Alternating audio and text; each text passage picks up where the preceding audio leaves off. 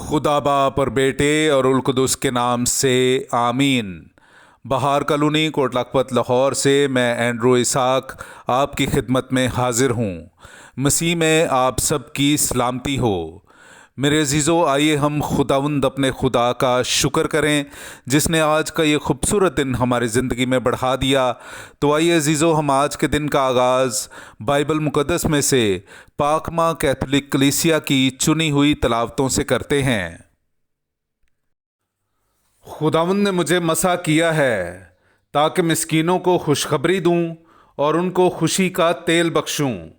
ہمارے لیے آج کی پہلی تلاوت اشعیاء نبی کا صحیفہ، اس کا 61واں باب، پہلی سے تیسری، چھٹی اور پھر 8ویں سے 9ویں آیت تک۔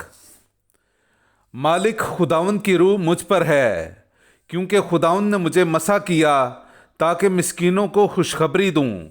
اس نے مجھے اس لیے بھیجا کہ شکستہ دلوں کو درست کروں اور اسیروں کو آزادی کی اور قیدیوں کو رہائی کی بشارت دوں، تاکہ خداوند کے سال مقبول کا اور ہمارے خداوند کے انتقام کے دن کا اشتہار دوں، اور سب ماتم کرنے والوں کو تسلی بخشوں، تاکہ صہیون کے ماتم کرنے والوں کو خوشی دلاؤں، راکھ کے بدلے زینت اور ماتم کے بدلے خوشی کا تیل اور نا امیدی کے بدلے ستائش کی خلت انہیں بخشوں، اور وہ صداقت کے بلوط کہلائیں گے، یعنی خداوند کے لگائے ہوئے جو اس کا جلال ظاہر کریں۔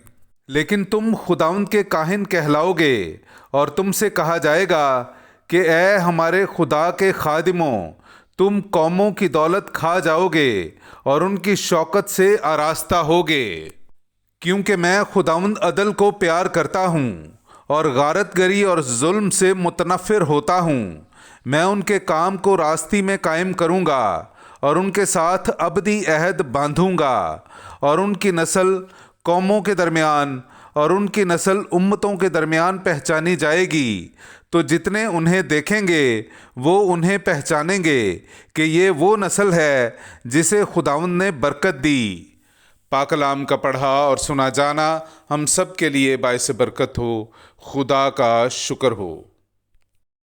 اے خداوند، میں تیری رحمتوں کا گیت ابد تک گاتا رہوں گا۔ میرے عزیزو، آئیے ہم خداوند اپنے خدا کی حمد و تعریف کریں۔ میں آپ کے سامنے پڑھوں گا زبور نمبر 89، اس کی 21ویں سے 22ویں، 25ویں اور پھر 27ویں آیت۔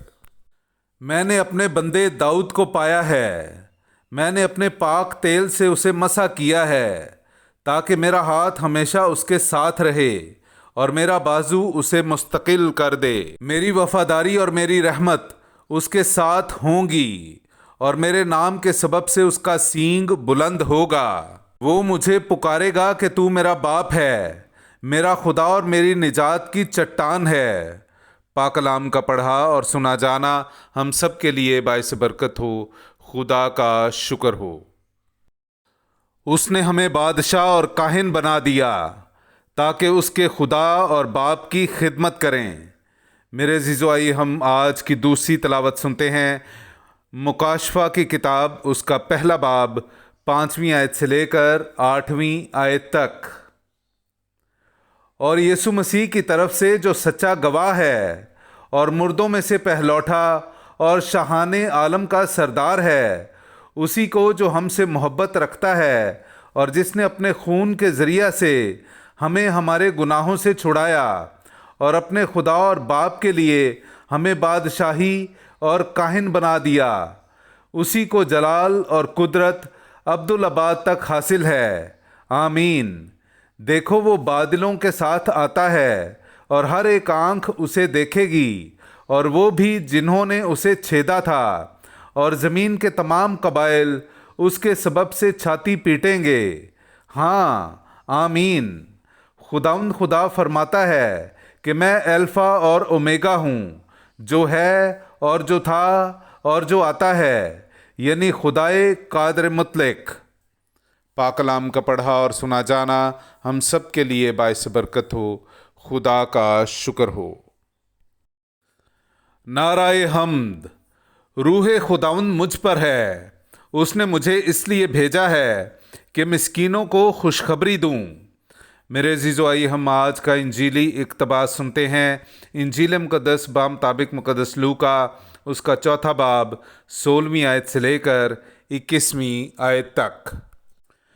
پھر وہ ناصرت میں آیا جہاں اس نے پرورش پائی تھی، اور اپنے دستور کے مطابق سبت کے دن عبادت خانے میں گیا اور پڑھنے کو کھڑا ہوا، اور اشعیا نبی کا تمار اسے دیا گیا۔ اور جب اس نے تمار کھولا تو وہ مقام پایا جہاں یہ لکھا تھا کہ روح خداوند مجھ پر ہے، اسی لیے اس نے مجھے مسا کیا کہ مسکینوں کو خوشخبری دوں۔ اس نے مجھے اس لیے بھیجا ہے کہ قیدیوں کو رہائی اور اندھوں کو بینائی اور کچلے ہوئوں کو آزادی بخشوں، اور خداوند کے سال مقبول کو مشتہر کروں۔ اور وہ تمار لپیٹ کر اور خادم کو واپس دے کر بیٹھ گیا، اور جو عبادت خانے میں تھے ان سب کی آنکھیں اس پر لگی تھیں۔ تب وہ ان سے کہنے لگا کہ آج یہ نوشتہ تمہارے کانوں میں پورا ہو کر پہنچا۔ پاک کلام کا پڑھا اور سنا جانا ہم سب کے لیے باعث برکت ہو۔ خدا کا شکر ہو۔